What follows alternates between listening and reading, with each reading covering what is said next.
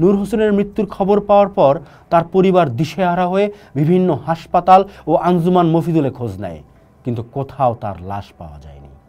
পরে Shahbag police control রুমে গেলে এক কর্মকর্তা নূর হোসেনের বাবাকে ফিরিয়ে দেন এই বলে যে একটি লাশ থেকে আরও অনেক লাশ হতে পারে। অবশেষে তারা জুরাইন কবরস্থানে নূর হোসেনের লাশ দাফন করার কথা জানতে পারেন। কবর খোদকদের কাছ থেকে জানা যায় একটি লাশের বুকে পিঠে লেখা ছিল, যা কেরোসিন দিয়ে তোলার চেষ্টা করেও পুরোপুরি তোলা যায়নি। সেই লেখার সূত্র ধরেই লাশটিকে শনাক্ত করা সম্ভব হয়েছিল, যে লাশ ছিল শহীদ নূর হোসেনের লাশ। ভাগ্যের চাকা ঘোরাতে দক্ষিণের শহর পিরোজপুরের মঠবাড়িয়ার ঝাটবনিয়া গ্রাম থেকে ঢাকা শহরে এসেছিলেন মুজিবুর রহমান। তিনি যেদিন লঞ্চে চড়ে ঢাকায় এসেছিলেন, দিনটি ছিল ঐতিহাসিক, 1952 সালের 21শে ফেব্রুয়ারি। তিনি হয়তো জানতেন না, তার ঢাকায় পা রাখার দিনটির মতোই একদিন তিনি ইতিহাসের এক গুরুত্বপূর্ণ অধ্যায়ের সাক্ষী হয়ে উঠবেন। ঢাকার জীবনে মুজিবুর রহমান বিভিন্ন সময় হোস্টেলে মশলা পেশার কাজ, বাবুর্চির কাজ এবং পরবর্তীতে রিক্সা ও বেবি ট্যাক্সি চালিয়ে জীবিকা নির্বাহ করেছেন। 50 ও 60-এর দশকে তিনি ঢাকার রাজনৈতিক উত্থান পতনের একজন প্রত্যক্ষদর্শী ছিলেন। 1954 সালের যুক্তফ্রন্ট নির্বাচনের সময় শেরেবাংলা ফজলুল হক, শহীদ সোহরাওয়ার্দী এবং বঙ্গবন্ধু শেখ মুজিবুর রহমানের সঙ্গে কর্মর্দনের সুযোগ হয়েছিল তার। 1969 সাল গণঅভ্যুত্থান, 70-এর নির্বাচন এবং 71-এর মহান মুক্তিযুদ্ধের পুরোটা সময় তিনি ঢাকাতেই ছিলেন। ইতিহাসের এক নীরব সাক্ষী একদিন নিজেই হয়ে উঠেছিলেন ইতিহাসের অংশ, তার পুত্র শহীদ নূর হোসেনের পিতা হিসেবে। তারপর ধরেন জাওয়াদ, সে তার স্কুল জীবনে বারবার চমকে উঠত। একটা সাদা কালো ছবি, ছিপছিপে গরনের শ্যামলা মানুষ, বুকে পিঠে স্লোগান লেখা। এ অন্য কেউ নয়, তারই পূর্বসূরির বর্ণনা। তার রক্তে আন্দোলন জ্বালাতো স্লোগান। সে নির্বাক রোমাঞ্চে কেঁপে উঠত। পাঠ্য বইয়ের পাতায় তার একমাত্র নায়ক। মুজিবুর রহমান আর জাওয়াদ একটা সূত্রে বাঁধা পড়ে যান ইতিহাসের পাতায়। যাকে নিয়ে আমরা কথা বলছি, তিনি আমাদের অগ্নিপুরুষ, মিছিলের মুখ শহীদ নূর হোসেন। স্বৈরাচার নিপাত যাক, গণতন্ত্র মুক্তি পাক, লিখে রাস্তায় নামা মানুষ, আমাদের সাহসের উৎস। 1987 সালে 10ই নভেম্বর স্বৈরাচার এরশাদের পেটোয়া পুলিশের গুলিতে শহীদ নূর হোসেন। নূর হোসেন ছিলেন মুজিবুর রহমানের দ্বিতীয় সন্তান। ঢাকার বনগ্রামের এক শ্রমজীবী পরিবারে বেড়ে ওঠা টকবগে এই যুবক গাড়ি চালানোর প্রশিক্ষণও নিয়েছিলেন নিজের জীবন চালাতে। 1982 সাল 24শে মার্চ এক সামরিক অভ্যুত্থানের মাধ্যমে রাষ্ট্র ক্ষমতা দখল করেন তৎকালীন সেনাপ্রধান লেফটেন্যান্ট জেনারেল হোসেন মোহাম্মদ এরশাদ। তার এই পদক্ষেপ বাংলাদেশের গণতন্ত্রকে বাধাগ্রস্ত করে এবং দীর্ঘ স্বৈর শাসনের সূচনা করে। 1987 সাল নাগাদ এরশাদ বিরোধী আন্দোলন ভীষণভাবে মোড় নেয়। আওয়ামী লীগের নেতৃত্বাধীন 8 দলীয় জোট এবং বিএনপির নেতৃত্বাধীন 7 দলীয় জোট একযোগে এরশাদ সরকারের পতনের দাবিতে আন্দোলন শুরু করে। তাদের প্রধান দাবি ছিল একটি, নির্দলীয় নিরপেক্ষ তত্ত্বাবধায়ক সরকারের অধীনে জাতীয় সংসদ নির্বাচন অনুষ্ঠান করা। এই আন্দোলনের অংশ হিসেবেই 1987 সালের 10ই নভেম্বর ঢাকায় সচিবালয় ঘেরাও কর্মসূচির ডাক দেওয়া হয়, যা ঢাকা অবরোধ কর্মসূচি হিসেবে পরিচিতি লাভ করে।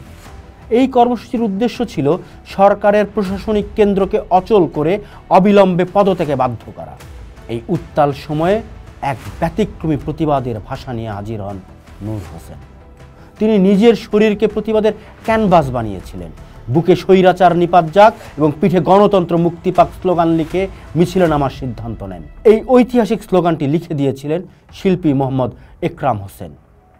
9 নভেম্বর সন্ধ্যায় নূর হোসেন একরামের কাছে গিয়ে অনুরোধ করে বলেন, আমার বুকে স্বৈরাচার নিপাত যাক, পিঠে লেখেন গণতন্ত্র মুক্তি পাক। প্রথমে আপত্তি করলেও নূর হোসেনের দৃঢ় সংকল্পের কাছে হার মানেন একরাম। তিনি বুঝেছিলেন এই যুবক মৃত্যুর জন্য প্রস্তুত। আন্দোলনের আগের রাতে নূর হোসেন বাড়ি ফেরেননি। তিনি নির্মাণাধীন ডিআইটি মসজিদের দোতলায় স্লোগান লেখা শরীর নিয়ে ঘুমিয়েছিলেন। 10 নভেম্বর ভোরে তার বাবা মা সেখানে হাজির হন এবং তাকে মিছিলে যেতে নিষেধ করেন। মা মরিয়ম বেগম দেখতে পান ছেলের বুকে পিঠে সাদা রঙের লেখা, যা দেখে নূর হোসেন চাদর দিয়ে শরীর ঢাকার চেষ্টা করেন। তিনি বাবা মাকে কথা দিয়েছিলেন যে তিনি মিছিলে যাবেন না, এবং বাড়ি ফিরবেন। কিন্তু সেই ফেরা আর হয়নি। সকাল থেকেই ঢাকার রাজপথ ছিল উত্তাল। বিরোধী দলগুলোর হাজার হাজার নেতাকর্মী অবরোধ কর্মসূচিতে যোগ দিতে ঢাকার কেন্দ্রস্থলের দিকে অগ্রসর হতে থাকে। সকাল 10টার দিকে বড় ভাই আলী হোসেন দেখেন নূর হোসেন মিছিলের নেতৃত্ব দিচ্ছেন। তিনি ভাইকে ফিরিয়ে আনার চেষ্টা করেও ব্যর্থ হন। তার ভাষায়, ওর মুখের দিকে তাকাইতে পারিনি, যেন আগুন জ্বলতাছে। বিরোধী দলগুলোর মিছিলটি যখন ঢাকার 0 পয়েন্টের বর্তমান শহীদ নূর হোসেন স্কয়ারের কাছে পৌঁছায়, তখন পুলিশি বাধার মুখে পড়ে। মিছিল ছত্রভঙ্গ করতে পুলিশ লাঠিচার্জ, কাঁদানে গ্যাস এবং নির্বিচারে গুলি চালায়। এই গুলিতে লুটিয়ে পড়েন শহীদ নূর হোসেন। তার সাথে সেদিন আরও 2 জন, নুরুল হুদা বাবুল এবং ক্ষেত মজুর নেতা আমিরুল হুদা টিটো শহীদ হন। আলোকচিত্র শিল্পী দিনু আলম এবং পাভেল রহমান মৃত্যু কিছুক্ষণ আগে নূর হোসেনের ঐতিহাসিক ছবিগুলো ক্যামেরাবন্দি করেন, যা পরবর্তীতে স্বৈরাচার বিরোধী আন্দোলনের প্রতীকে পরিণত হয়। নূর হোসেনের মৃত্যুর খবর পাওয়ার পর তার পরিবার দিশেহারা হয়ে বিভিন্ন হাসপাতাল ও আঞ্জুমান মফিদুলে খোঁজ নেয়, কিন্তু কোথাও তার লাশ পাওয়া যায়নি। পরে শাহবাগ পুলিশ কন্ট্রোল রুমে গেলে এক কর্মকর্তা নূর হোসেনের বাবাকে ফিরিয়ে দেন এই বলে যে একটি লাশ থেকে আরও অনেক লাশ হতে পারে।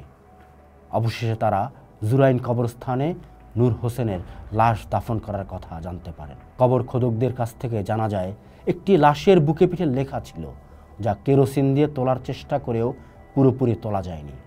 সেই লেখার সূত্র ধরেই লাশটিকে শনাক্ত করা সম্ভব হয়েছিল, যে লাশ ছিল শহীদ নূর হোসেনের লাশ।